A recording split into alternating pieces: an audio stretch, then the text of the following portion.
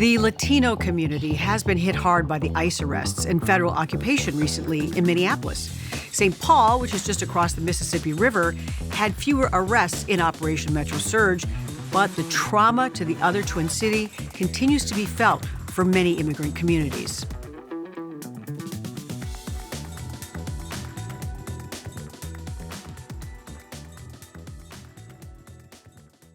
Joining me is someone who speaks for the people and on Life Unscripted. This is Minnesota State Representative Maria Isa Perez-VEGA. It is a pleasure to have you here today. We've met before, but welcome to the podcast. I'm honored to be on here, Alex. Thank you for inviting me.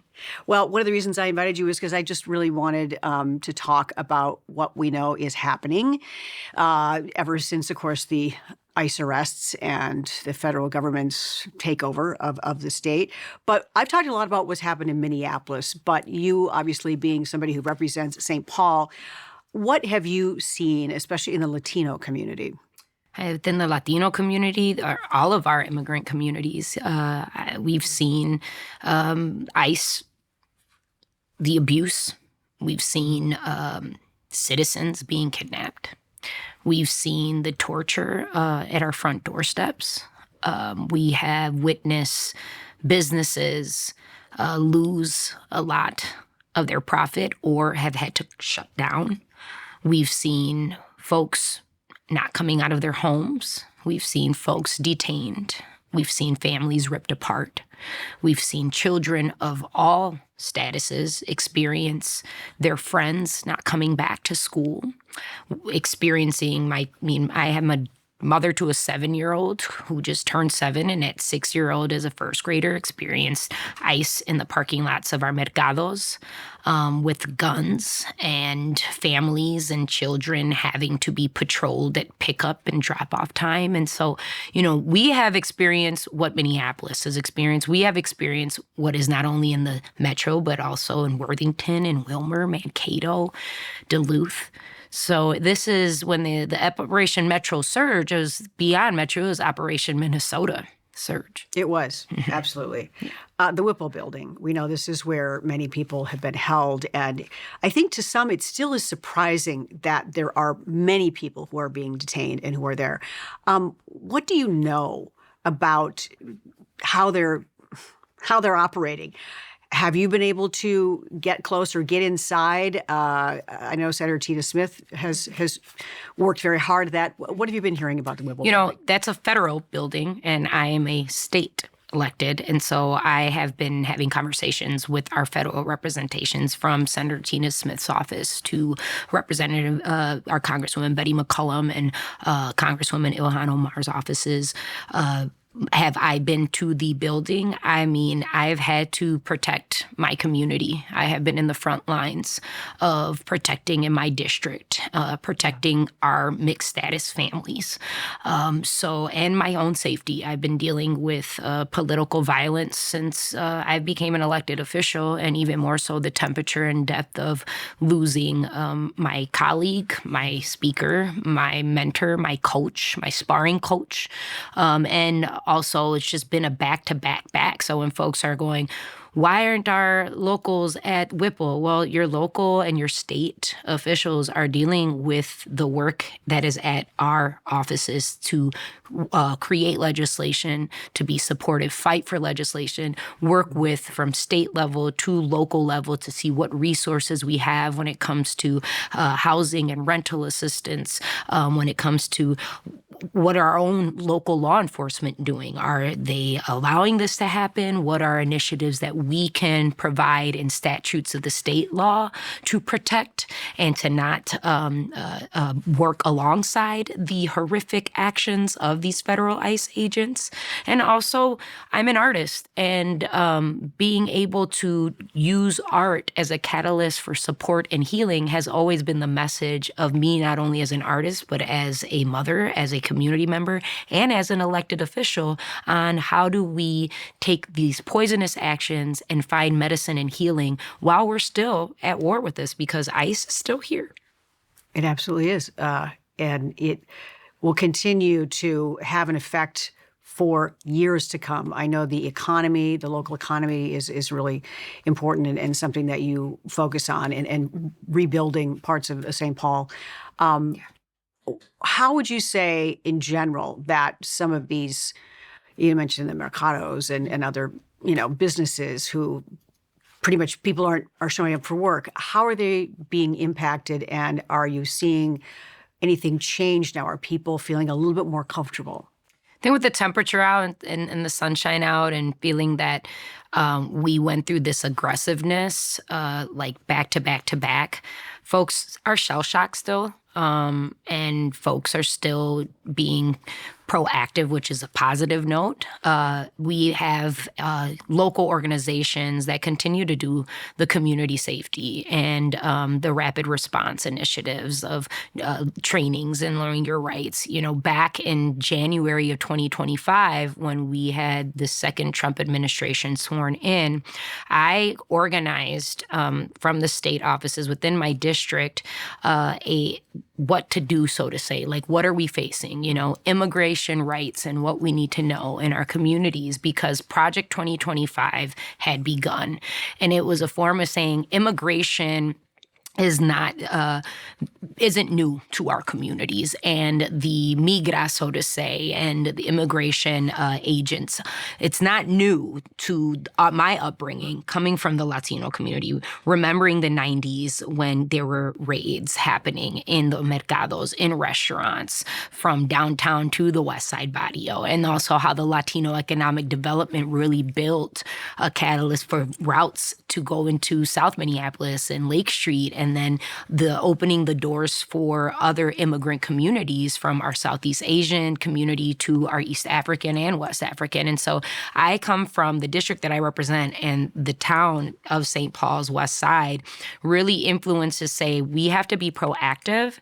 And so in January 25, my office hosted, where we had our Attorney General's office, where we had our mayor's office, our council members, our school board, our state officials, and federal representation with Congresswoman McCollum come to the neighborhood house, the House of Immigrants, to say, these are what our rights are, and this is what's up to the plate in which the Trump administration says that they're targeting. This is what you need to know.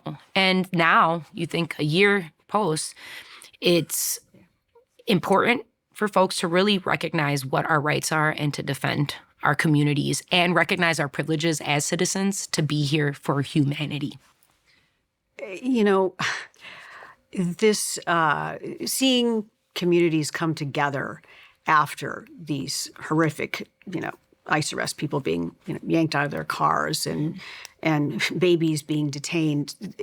If there's anything positive out of this, is just really seeing the community strong. Oh, absolutely. I find that that inspires me. And I know, for instance, that, you said you've been living with this. This is not a first time. This is our a little bit more community's extreme. been living with this, yeah. But this is extreme. This is extreme. Yeah. And you even have a personal connection to, ALIX KENDALL was shot in Uptown and killed by ICE.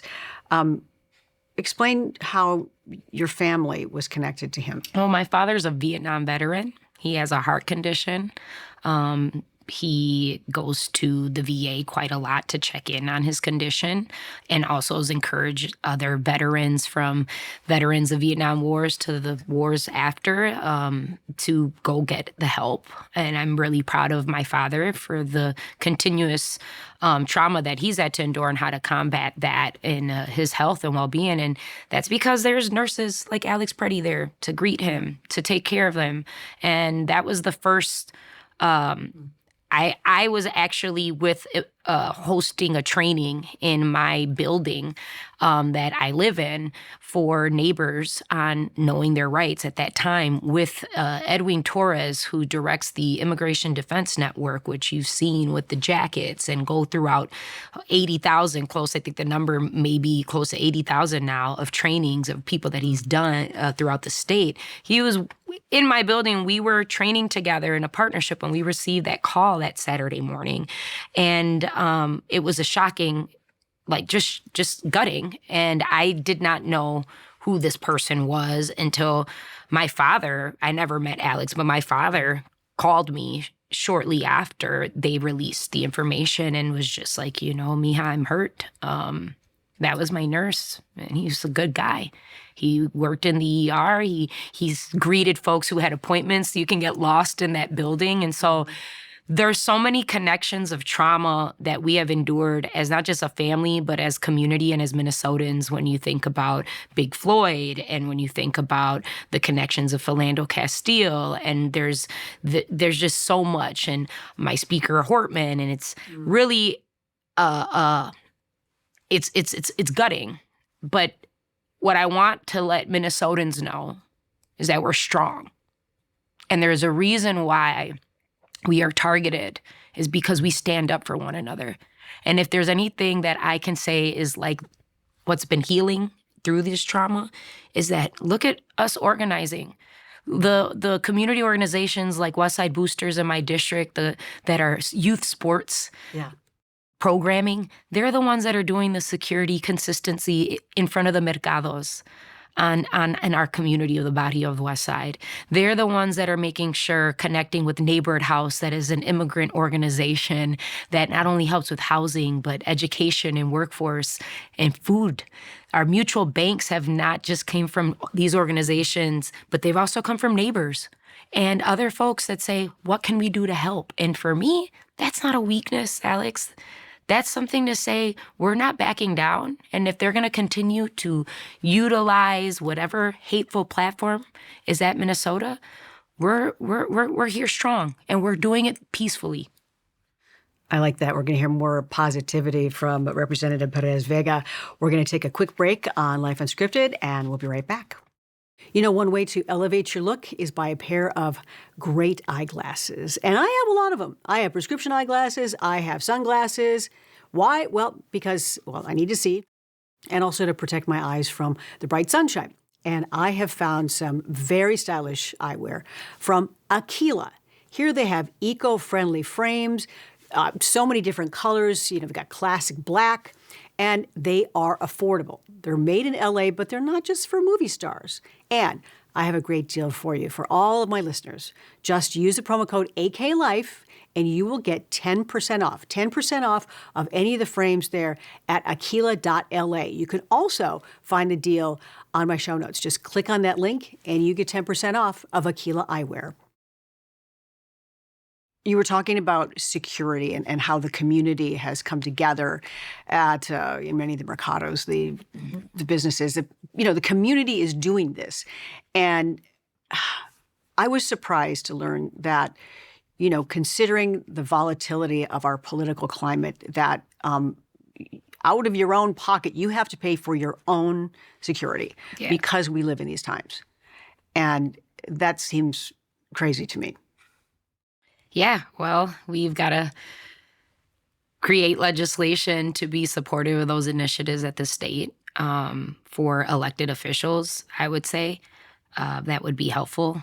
I've had my personal, assistant, so to say, in making sure that I'm okay, kind of like the Linus blanket, so to say. That's how I like to call it, because of the political violence that isn't new to our communities. I talk with my mother who worked in human rights and social justice, and she was 16 years old marching with the Young Lords for equitable housing and healthcare in the New York City project tenements. And, their leaders were assassinated, Martin Luther King, John F. Kennedy. And we would think that this is a matter that could be gone and not our realities, but also coming from a different world of social justice outside of being an elected official is, we speak up for our communities that have always been discriminative, and we come from those communities. I'm a woman of color, and I'm a rapper too, so I have a lot of background in festivals and music scenes. I'm a cultural artist. I'm a bombera, Puerto Rican folk artist, and we have performed at institutions from the Smithsonian to nationally. And I've always felt safe in those environments to an extent because there's security there. When you go to First Avenue, you're looking at security. And I've been performing at First Avenue since I was 17 years old. And I feel safer in those spaces at times than as an elected official in the the highest location of government in the state, which is our Capitol building. I'm okay with the Sergeant of Arms, and we've got troopers inside, but they don't come home with me. They're not at the mall when I'm walking with my daughter and being verbally attacked. They're not at district council meetings where people think that they could come up to you and try to throw their beverage at you. And that's the climate that we're living in, and it's unfortunate, but it's not new, but it can't be normalized. Agreed. We talked a little bit about how you are on a number of committees, and the economic revitalization is important for you. And I believe you were part of the $320 million revitalization plan for St. Paul. Yes. Downtown. Downtown. So what does that mean? What does that entail? And how would it get paid for? In my first term in 2023, the Minnesota Miracle Trifecta, I fought for getting $6.2 million for the River's Edge project, which is a Ramsey County project, which is right in my district. That used to be a county jail. I'm continuing to fight for that, for the county priorities, for my district, for what my constituents have said. We need downtown. Maria, you grew up here, and it's been heartbreaking to see just what is no longer downtown. It's like Gotham, okay? And I've traveled through different capital cities and other cities that aren't capitals, such as like Milwaukee, and you see what revitalization has done for Milwaukee as a city and as a state of Wisconsin. It's an ecosystem. You have businesses, you have housing, you have safety, and you have children and family participating in river life when it comes to downtown. So I've been advocating for that because that's been my childhood, growing up on the river. And what we can entail from the state is that there's a request for $20 million right now. I have a hearing in my Capital Investment Committee tomorrow for the legislation of River's Edge. The county is putting, they had an anonymous vote last week where it passed through to put in that funding up front of $170 million with the request of state funding in other avenues to help balance out what is to take action right now. We can't wait no longer, Alex. Our downtown is suffering. Our constituents, my constituents, deserve better. Minnesotans deserve a better capital city downtown. We have an arena that is the request of the city. It's 50% owned by the city, and I know our new mayor, our former mayor, they've been pushing for it and trying to find different ways. But we also can't have property taxes go up anymore either. We're the highest in the entire state. And so what can we do to build a better tax base, vitality, for somewhere that we are going to have a river life, for somewhere that is going to be able to support brick and mortar and retail and housing, affordable housing. We need lights. We need lights in our St. Paul. And how does that connect with everywhere else in the state? Because people say in the city, I'm like, yeah, but this is the largest part of the Mississippi River. And you have a yacht festival that comes in and brings 100,000 people over a weekend in downtown. And those businesses need that type of support, though, every day. And the residents deserve a safe place every day. We're going to talk about you running for Ramsey County Commissioner in a minute, but we're going to take another short break on Life Unscripted. Stay with me. I have a brand new skincare product that I want to talk to you about, and it's from Lavindus, and it even has pretty little packaging. I just got back from Arizona where the sun and the heat and the dry air really did a number on my skin, and I always think that serum is the best way to go when it comes to nourishing your skin. And this one is from, you can see, Lavindus Amrutini. Isn't it a pretty little bottle? And it's Luminosity Dewdrop Serum, and it is, what's really wonderful about this is it smells really light and fresh. It's not, those heavy perfumes. You just put a little bit of this on, just kind of dab it on after you, of course, cleanse. And it just makes your skin feel nice and dewy. And we want that, right? It's springtime. And by the way, you can get 21% off if you use the code AKLIFE. Yes, 21% off, Lavindus.com. You'll see the deal. Go to my show notes and get your skin ready for spring. Hey, I want to tell you about a product that I absolutely love. They are my Cozy Earth pajamas. They are just soft and buttery, and I can't tell you, I would actually prefer to wear them all day long. Now, I've arranged a fantastic discount for my listeners of Life Unscripted.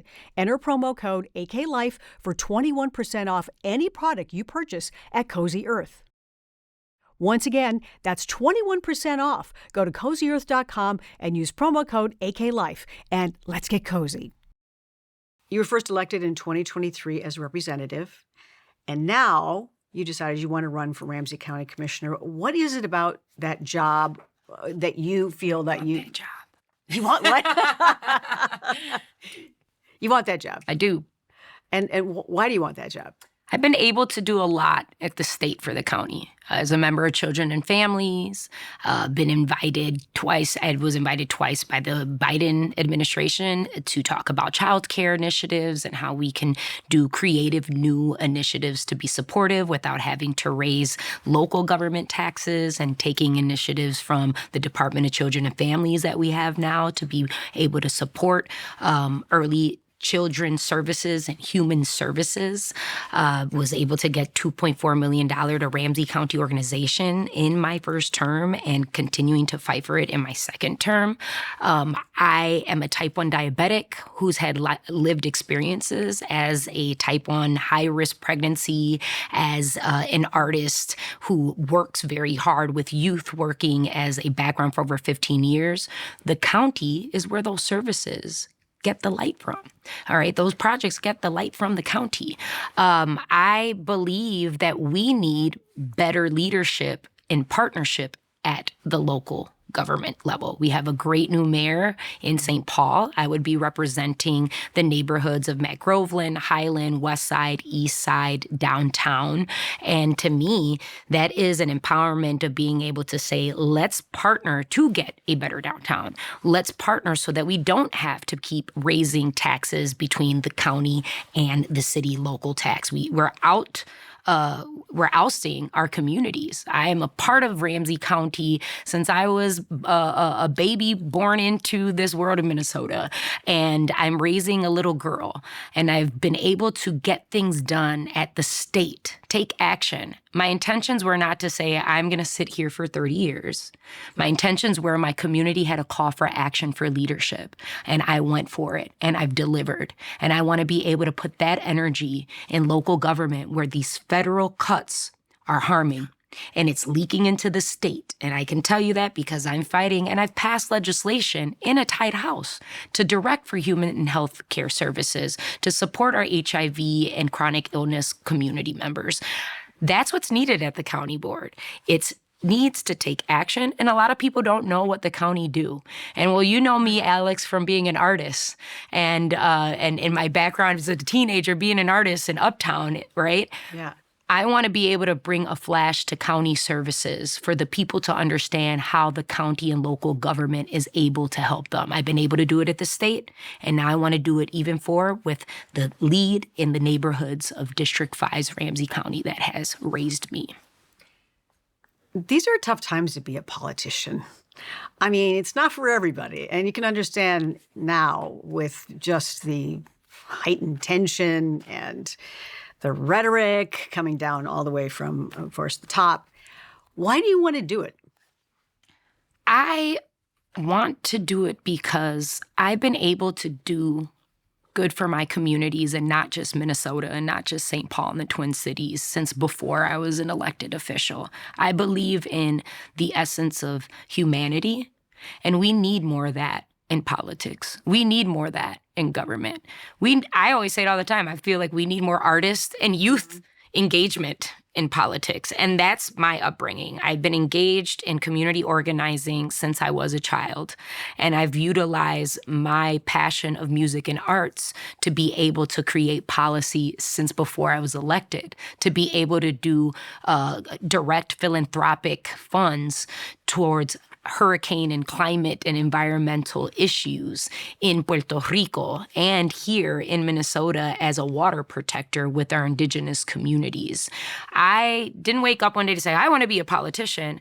To me is, I want to make a difference in the way that I can. And I have a great village of support, not just within our neighborhoods, but globally, that I've been able to learn from. And I want to bring that to the blocks that I live in, and for the next generation of youth from St. Paul and youth from Minnesota to say, I can make a difference, and they can start now.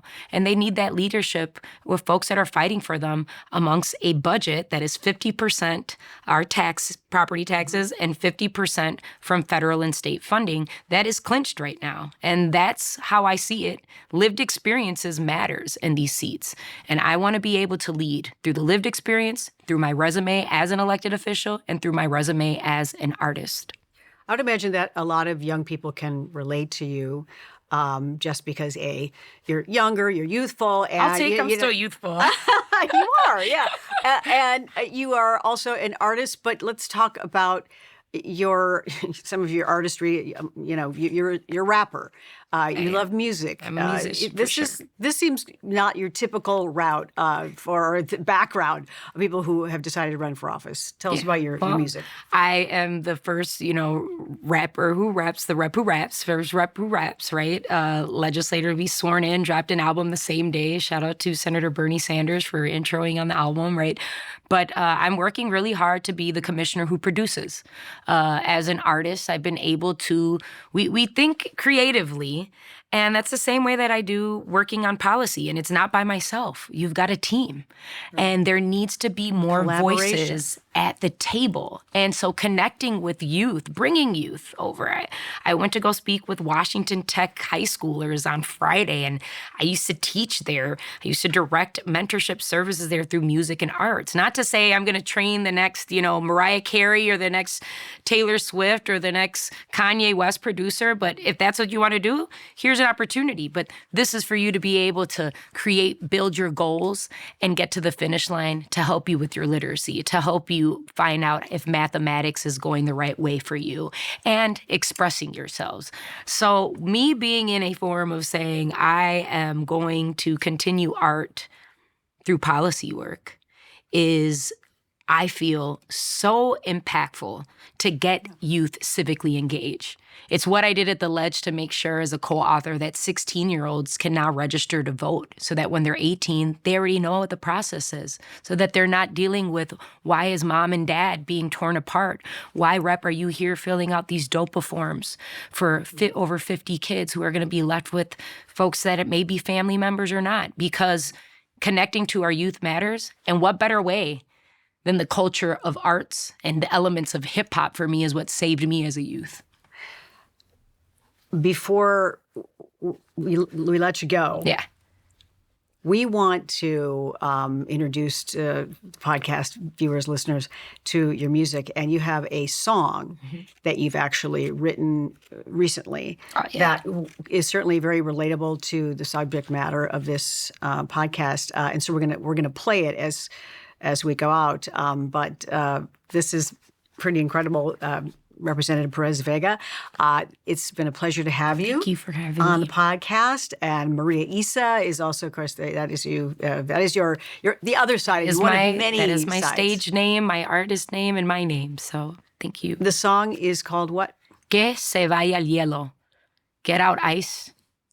And then we wrote that song. I wrote it, and my band came to produce it in my home. I playing drums with Luis Ortega Castrellon of Malamania. So we have our Twin Cities, Afro-Boricua hip-hop culture standing up against ICE, telling them to leave, thanking our Minnesotans, and also paying homage to the lives that have been lost.